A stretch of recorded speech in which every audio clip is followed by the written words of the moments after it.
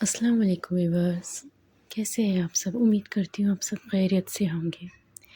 چلیں آئے بڑھتے ہیں ہماری ناول راہ کامل کی قسط نمبر 5 کی جانب، جس کی مصنفہ ہے زمر شہباز۔ بھابی، ہاں بھائی، بھابی، ہاں بھائی، آپ کی بات تو مانتے ہیں نا؟ اگر آپ ان سے کہیں تو وہ مان جائیں گے۔ ہاں، وہ میری بات مان جائیں گے، مجھے پتہ ہے۔ بھابی دیکھے، پلیز بھائی کو کہہ دے مجھے جانے دے۔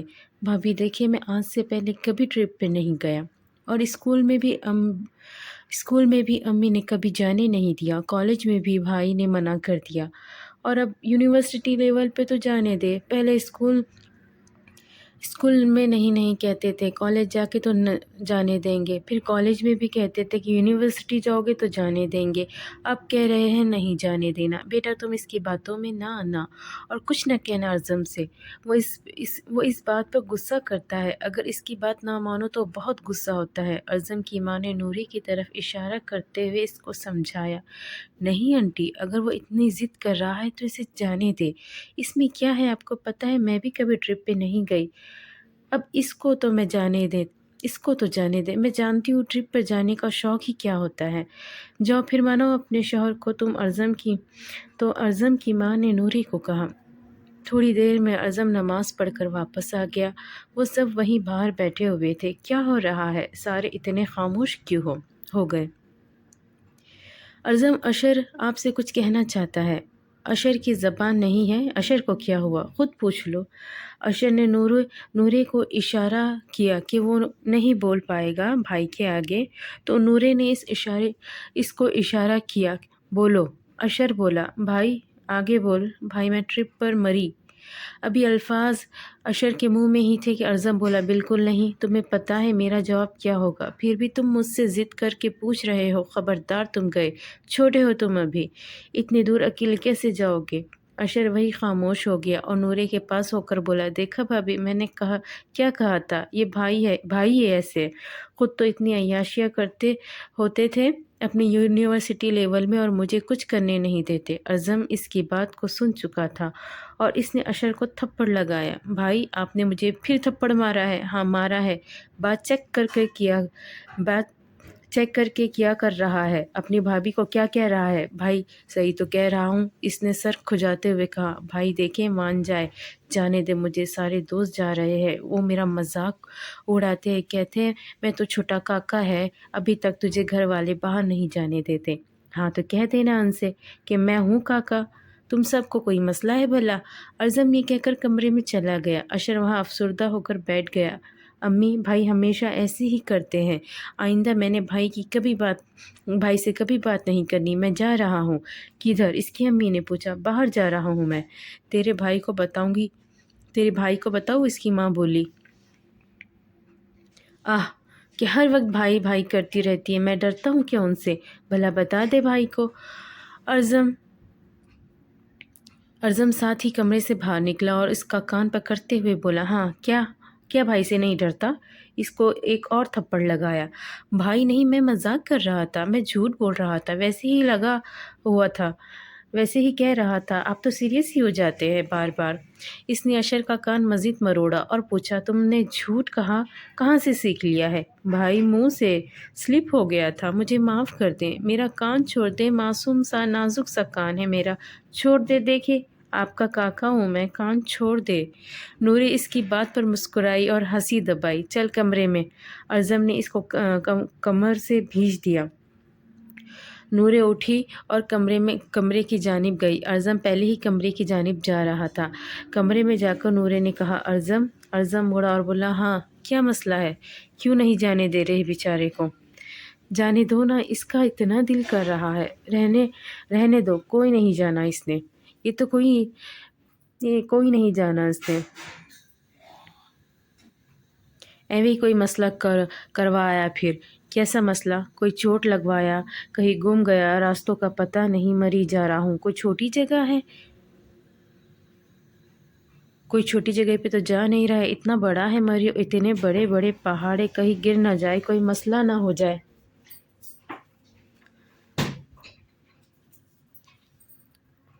دیکھو میری بات سنو، اس کا اتنا دل کر رہا ہے تو اس کو جانے دو نا۔ وہ دیکھو وہ تم سے ڈرتا ہے، وہ تمہیں کچھ نہیں بتاتا۔ تم نے اس کو 2 تھپڑ مارے ہیں، اس نے بھی پھر بھی کچھ نہیں کہا، وہ پھر بھی ہنستا ہی گیا۔ تم دیکھو نا، اس کو جانے دو۔ وہ اتنا پیار کرتا ہے آپ سے، اتنی عزت کرتا ہے تمہاری بھی۔ دیکھو اس کو جانے دو پلیز۔ ارزم حیرت سے اس کو دیکھ رہا تھا کہ وہ سوچ رہا تھا اب میں کیا کہوں۔ پلیز پلیز پلیز پلیز جانے دو اس کو۔ دیکھیں میں نے آپ کی وجہ سے آپ کی بات مانتے ہوئے حجاب کیا نا، اب آپ میری بات مانیں۔ میڈم حجاب آپ نے میری وجہ سے نہیں بلکہ اللہ تعالیٰ کے حکم کی وجہ سے کیا ہے، یعنی آپ میری بات نہیں مانیں گے۔ نور غصے سے بولی اچھا بابا ٹھیک ہے، جانے دیتا ہوں اس کو۔ Very good, thank you so much. باہر آئے اور اس کو پیسے دے۔ چلو ارزم ہنستا ہوا باہر گیا اور نورے کے ساتھ۔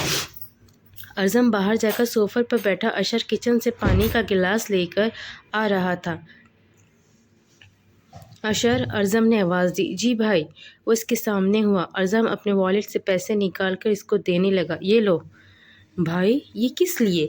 اس نے پیسے پکڑتے ہوئے کہا۔ ٹرپ جا رہی ہے نا تمہاری، مری جاؤ وہاں پر۔ واقعی یہ آپ ہی کہہ رہے ہیں؟ مجھے یقین نہیں آ رہا۔ کیا کہہ رہے ہو بھائی؟ ایسے نہیں ہو سکتا۔ آپ کیسے مجھے جانے کی اجازت دے رہے ہیں؟ ادھر آ، تھپڑ لگاؤ، یقین دلاؤ۔ نہیں مجھے یقین آ گیا ہے، لیکن بھائی تھینک یو سو مچ، آپ نے مجھے اجازت دے دی۔ تھینک یو میرا نہ کرو، اپنے بھابھی کا کرو۔ صرف ان کے کہنے کی وجہ سے تم کو اجازت ملی ہے۔ تھینک یو سو مچ۔ بھائی کی وائف نور اشر کی اس بات پر مسکرائی اور اندر جا کر نماز پڑھنے لگی۔ ارزم اور اشر بھی نماز پڑھنے چلے گئے تھے۔ اگلی صبح نور اٹھی اور نادیہ کے پاس جا کر بیٹھ گئی۔ انٹی کیا ہوا؟ آپ اتنی سوچ میں گم لگ رہی ہے۔ بیٹا کچھ خاص نہیں، بس یوں ہی بیٹھی ہوں، سوچ رہی ہوں تم دونوں کا ولیمہ کروا دوں۔ جی؟ نورے نے چونک کر پوچھا۔ ہاں بیٹا، میرا بھی ارمان ہے، میں بھی اپنے ارمان پورا کرنے چاہتی ہوں۔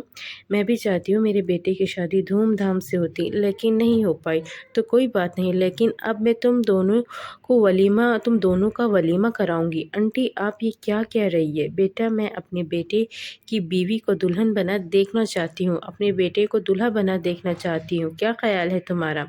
انٹی یہ تو آپ ارزم سے پوچھیں، ان کا کیا خیال ہے؟ اتنی ہی دیر میں ارزم آ گیا۔ لو تم آگے بیٹا، میں تمہارا اور نورے کا ولیمہ کروانا چاہتی ہوں۔ وہ دیکھو اس کو دلہن بنا دیکھنا چاہتی ہوں اور تمہیں دلہا۔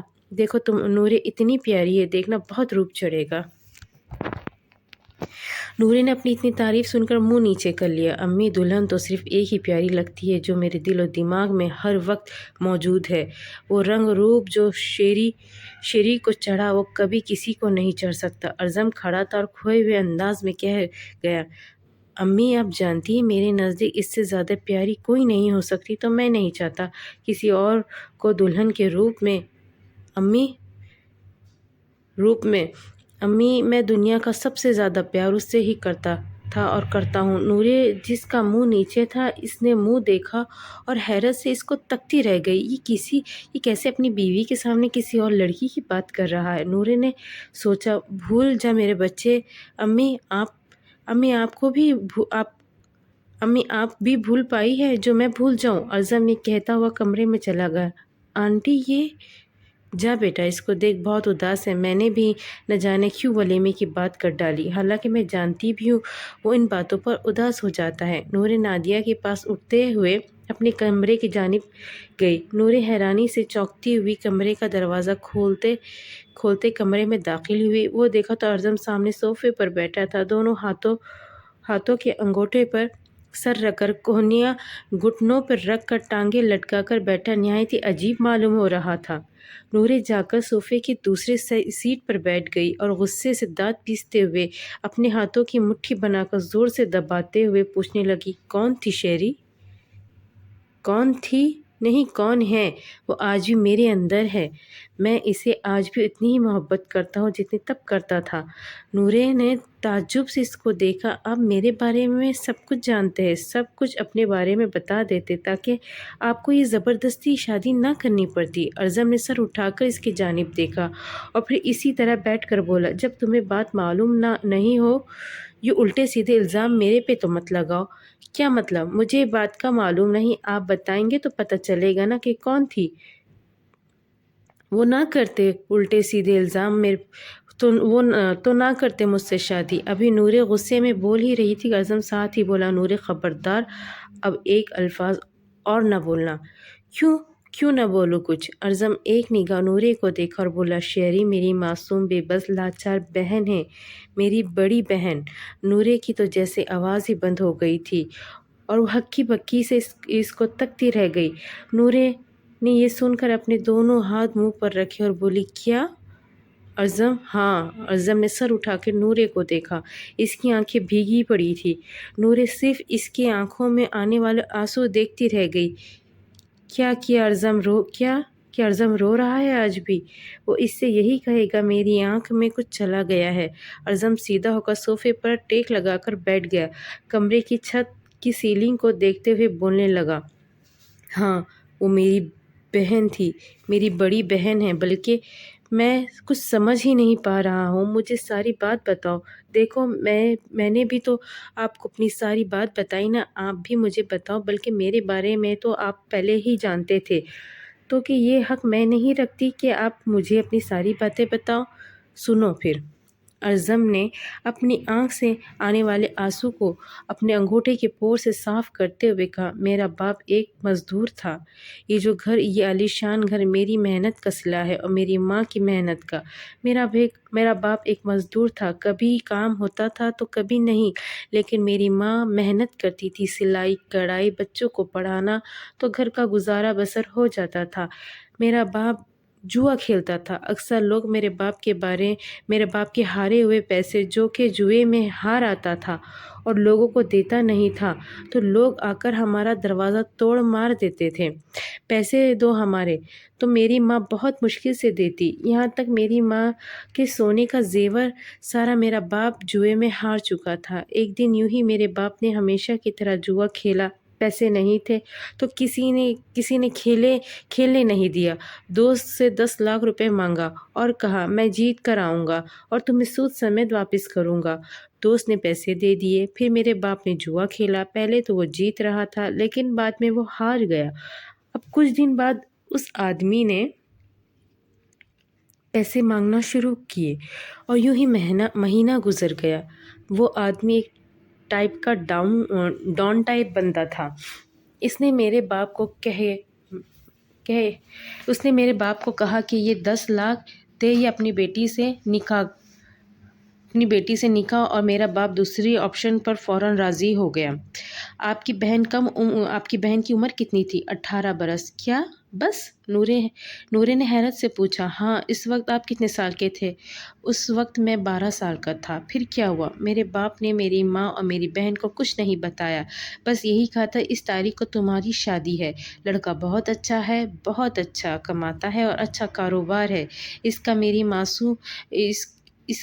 میری معصوم ماں مان گئی اور بہن کو منا چکی تھی اور میری بہن کچھ نہ کہہ پائی تھی، اس نے بھی ہاں کر دی۔ میری بہن نہایت، یار اگر تم اس کو دیکھتی تو تم بھی یہی کہتی کہ آج سے پہلے میں نے اتنی پیاری دلہن نہیں دیکھی، کیا رنگ روپ تھا، میں بیان نہیں کر سکتا۔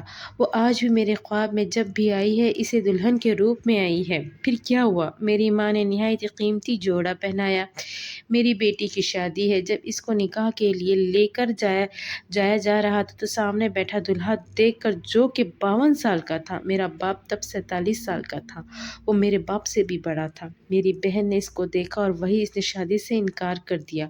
میرے باپ کے اتنے اصرار پہ بھی وہ نہ مانی، میرے باپ نے اس کے بہت ترلے کیے کہ جا کر لے اس سے شادی، لیکن وہ انکار کر رہی تھی۔ ظاہر سی بات ہے، ایک 18 سال کی لڑکی اور ایک 52 سالہ بڈھا، اور یہی بات اس کے ذہن میں تھی اور یہ بات اس کو مار چکی تھی۔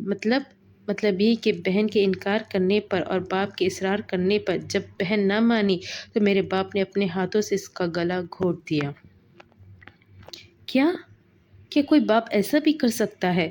کسی اور کا باپ نہیں تو کسی اور کے باپ کا تو نہیں پتہ، لیکن میرے باپ نے یہی کیا تھا۔ پھر آپ کی امی نے کچھ نہیں کہا؟ ان کو تو یہی پتہ تھا کہ وہ خود ہی مری ہے۔ مطلب یہ کہ میرے باپ نے اس کو مار دیا تھا، لیکن اس بات کا پتہ کسی کو نہیں تھا۔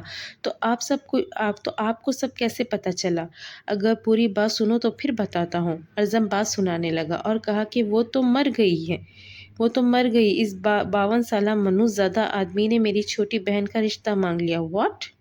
ہاں، میری چھوٹی بہن اس وقت صرف 16 سال کی تھی۔ ہادیہ نام تھا اس کا۔ ہادیہ کو جب معلوم ہوا کہ میرے بابا نے اس کا نکاح اس بڈھے سے رکھوا دیا ہے تو وہ بولی میں نکاح نہیں کروں گی۔ بابا نے کمرے سے باہر نکال دیا سب کو اور اس کو بولا تمہارا گلا جس طرح میں نے شیری کا گھوٹا تھا اسی طرح گھوٹ ڈالوں گا اگر تم نے انکار کیا۔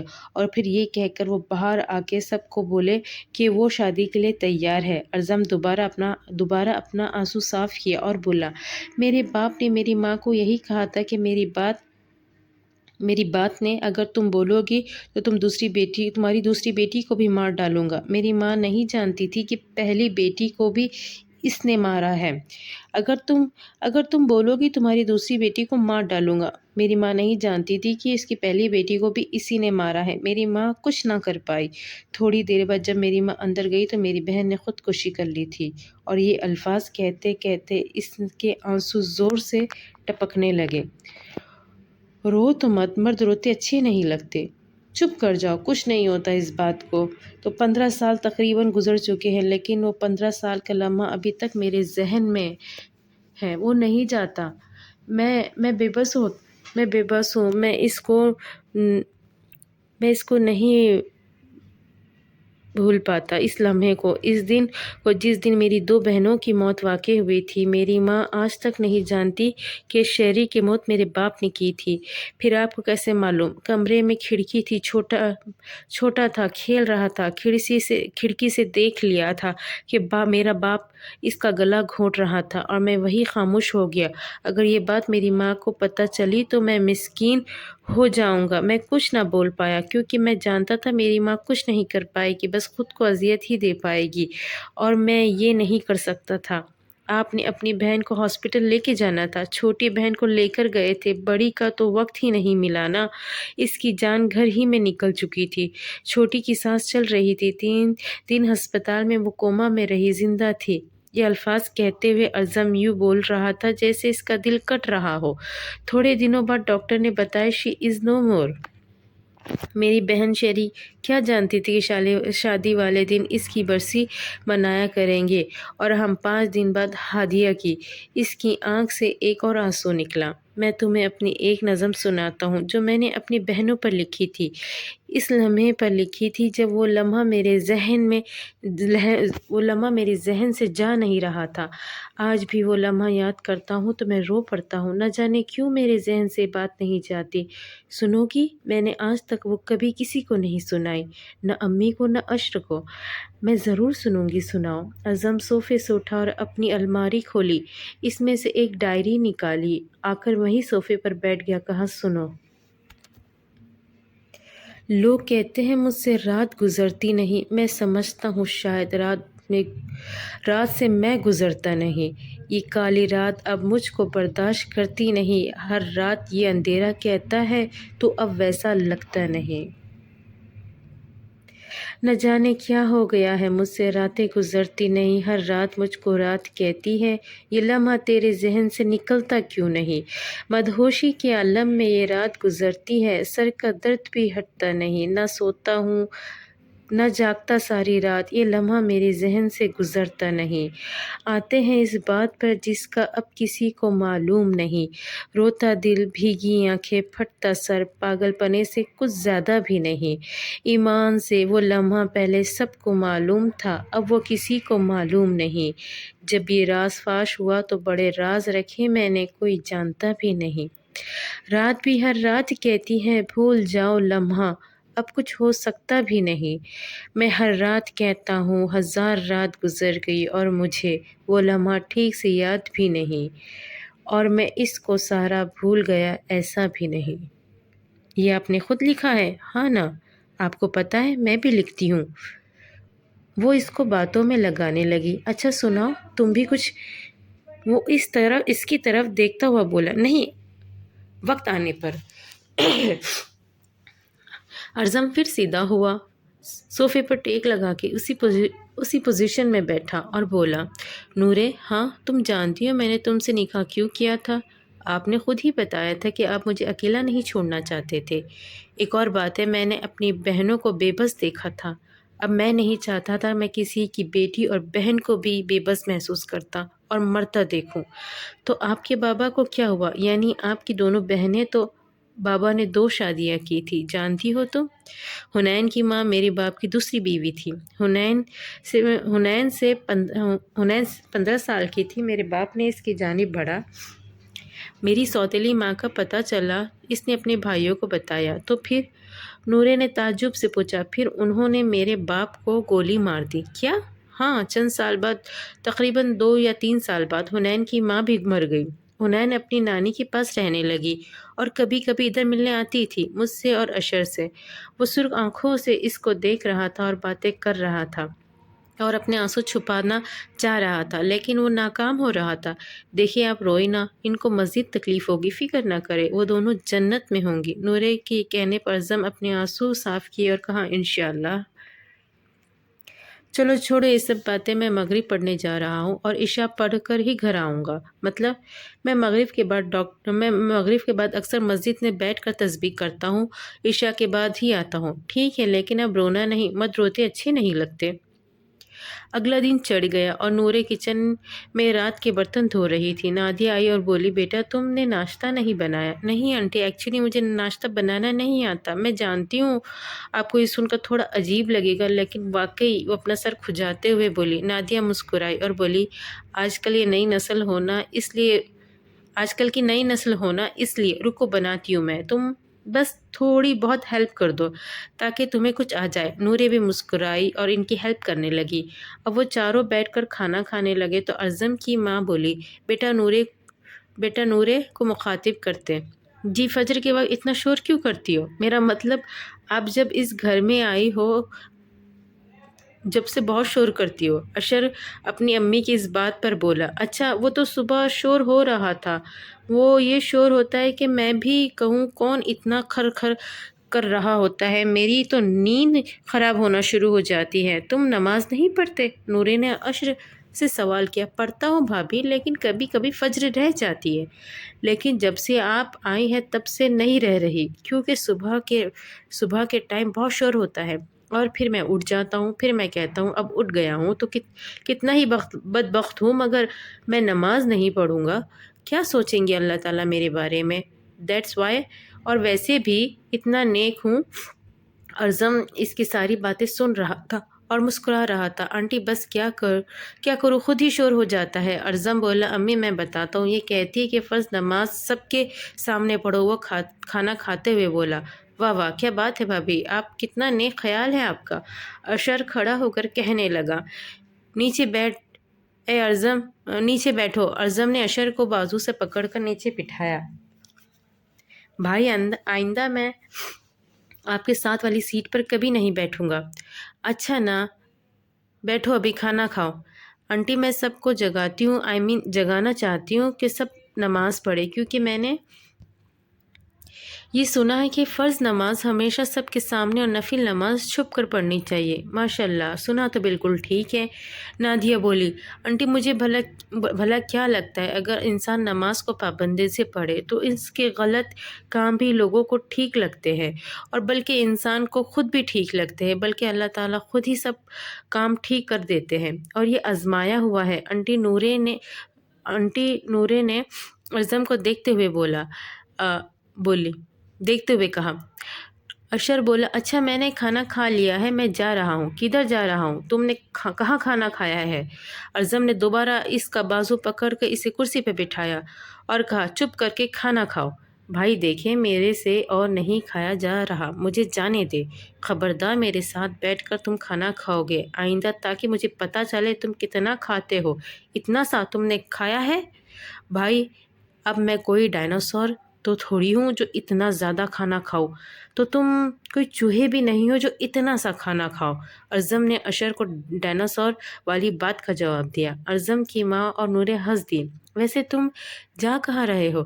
ارزم کے سوال پر اشر بولا، بھائی ہم ٹرپ پر جا رہے ہیں نا، تو آپ اپنے دوستوں کے پاس جا رہا ہوں، ویسے ہی تھوڑی پلاننگ کرنی۔ اچھا اجازت لے لی آپ نے؟ اشر پہلے تو کنفیوز ہوا لیکن پھر بعد میں بولا، ہاں امی سے لی ہے نا؟ نہیں، اس نے میرے سے کوئی اجازت نہیں لی۔ ارزم اس کو ٹھیک کرو، یہ پھر جھوٹ بولنا شروع ہو گیا ہے، ارزم کی ماں نے کہا۔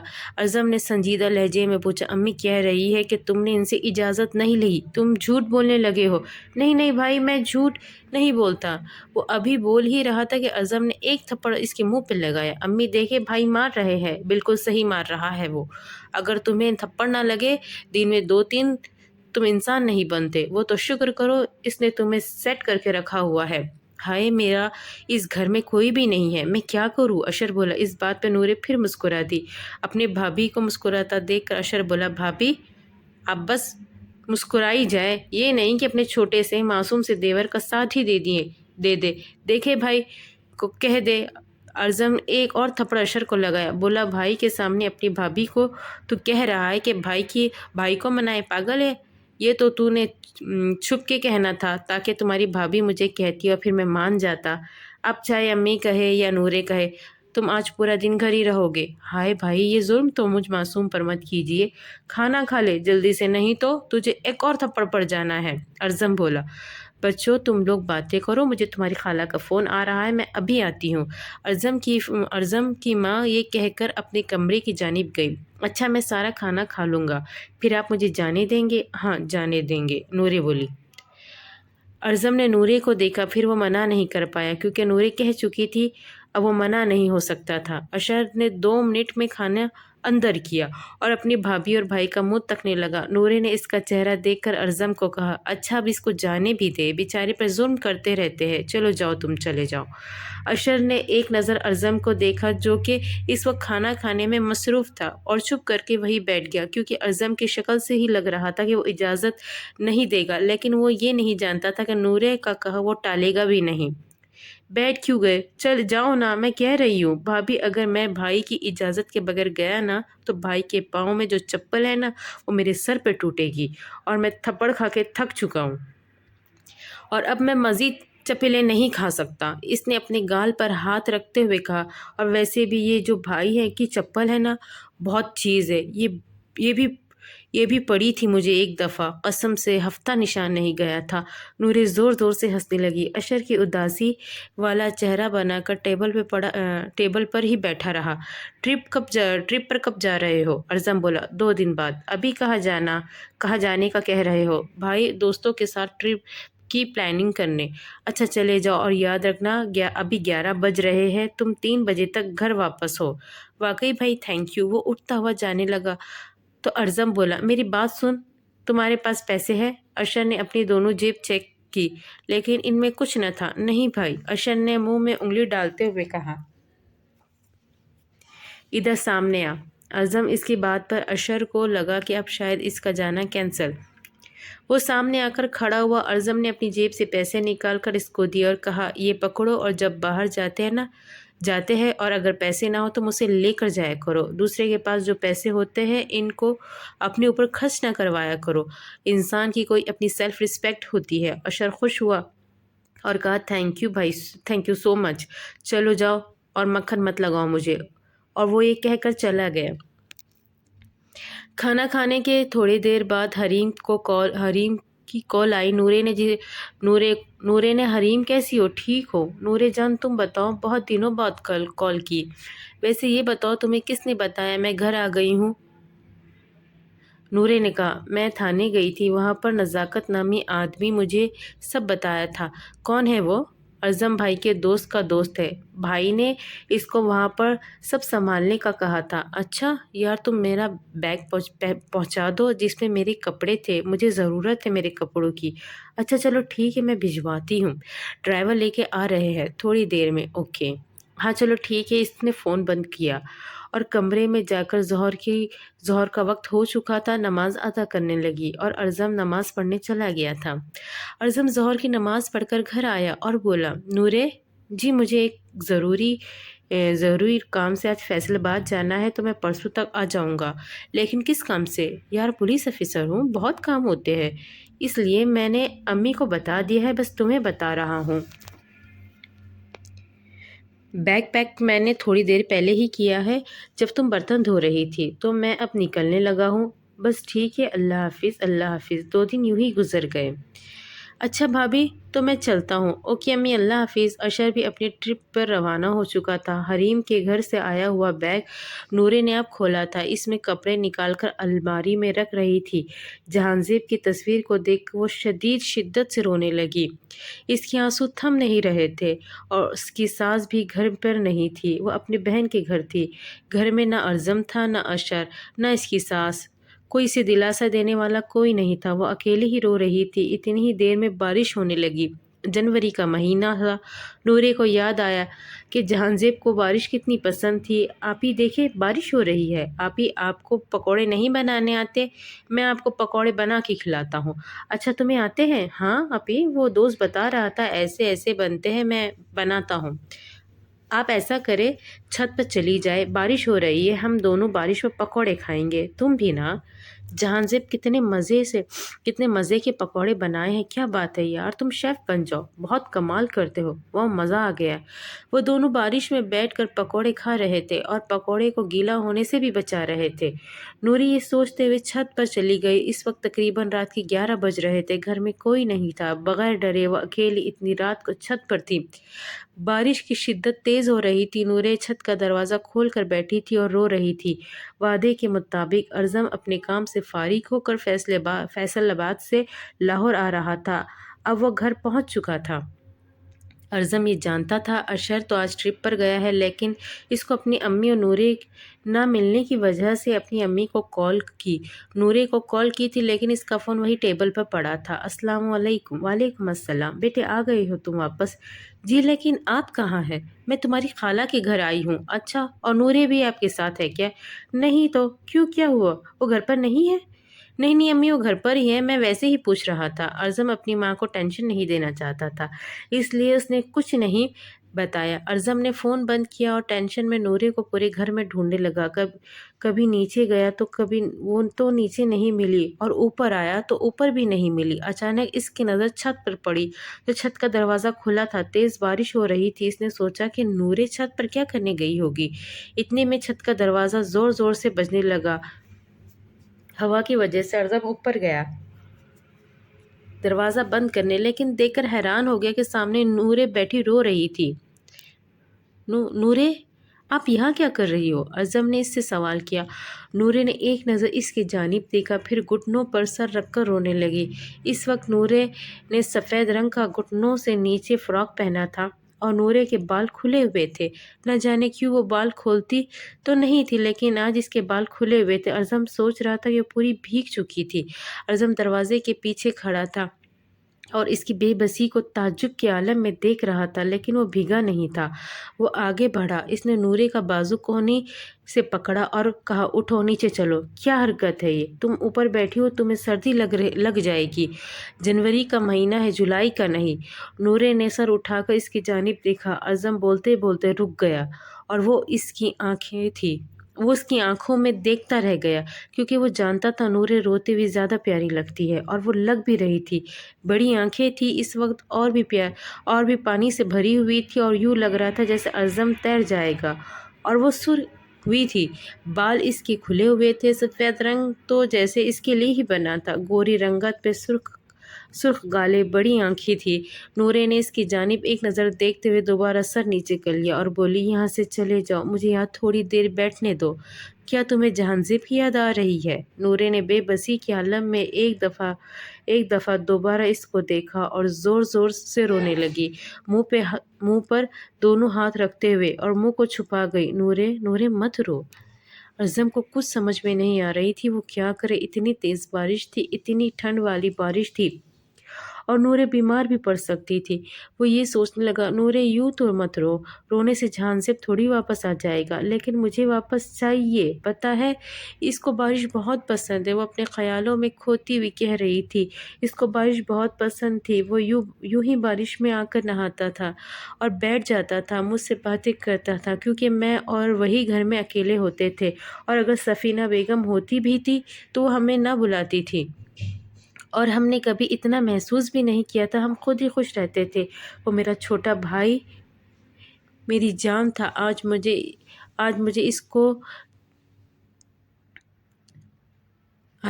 کو کہتے ہوئے افسوس ہو رہا ہے۔ اس کی آنکھوں سے شدت سے آنسو بہنے لگے۔ اچھا چلو نیچے چل کر بات کرتے ہیں۔ اعظم نے نورے کا ہاتھ پکڑ کر اس کو سیڑھیوں سے نیچے لے کر آیا، چھت کے دروازے کو کنڈی لگا کر۔ چلو پہلے آپ جا کر کپڑے وغیرہ چینج کرو، ان کپڑوں میں سردی لگ جائے گی۔ نورے نے روتے ہوئے کمرے میں جا کر اپنے کپڑے چینج کیے اور جا کر اپنے بیڈ روم میں بیٹھ گئی۔ اعظم نے اس کے لیے ہیٹر آن کیا اور اس کے سامنے رکھ دیا تاکہ اس کو سردی وغیرہ نہ لگ جائے۔ اعظم صوفے پر بیٹھ گیا جو کہ بیڈ کے ساتھ ہی تھا۔ نورے، یہ کتنی بے وقوفانہ حرکت ہے کہ رات کے وقت اس وقت چھت پہ جا کے تم بیٹھ گئی۔ کون بھلا ایسا کرتا ہے؟ تمہارے پاس دماغ نہیں ہے؟ جو دل میں آئے کرتی رہتی ہو۔ کسی خوف کا نام ہے، کسی خوف کے نام کی چیز ہے تمہارے اندر نہیں پائی جاتی۔ جنوری کا مہینہ ہے، اتنی سردی ہے اور تم کیا کرتی پھر رہی ہو؟ کوئی گھر نہیں ہوگا تو تم یہ کرو گی؟ خود کو نقصان اور اذیت دینے سے کیا ہوتا ہے بھلا؟ اعظم نے اس کو غصے سے کہا۔ مجھے اس وقت ڈانٹو مت۔ نورے نے دوسری جانب اپنا منہ کر لیا، وہ بیٹھی ہوئی تھی۔ اعظم خاموش ہو گیا، وہ سمجھ گیا تھا وہ اس وقت کس کنڈیشن میں نہیں کہ اس سے یوں بات کی جائے۔ نورے مسلسل رو رہی تھی۔ اچھا میں آپ کو کچھ نہیں کہتا، لیکن میری بات سنو، رو تو نہیں۔ میں کیوں نہ روؤں؟ یہ روگ اب زندگی بھر کا ہے، میں نہ چاہتے ہوئے بھی اس کو بھلا نہیں سکتی۔ میں نے اپنے بھائی کو اتنا پیار کیا، خود پالا، ایک قسم کا اور وہ میرے سے دور چلا گیا۔ مجھے بھی اس کے پاس جانا ہے، پلیز مجھے مار دے، وہ بے بسی سے کہہ رہی تھی۔ اس کی ایسی بے بسی اعظم نے پہلے کبھی نہیں دیکھی تھی جو آج اس کے چہرے پر نمودار تھی۔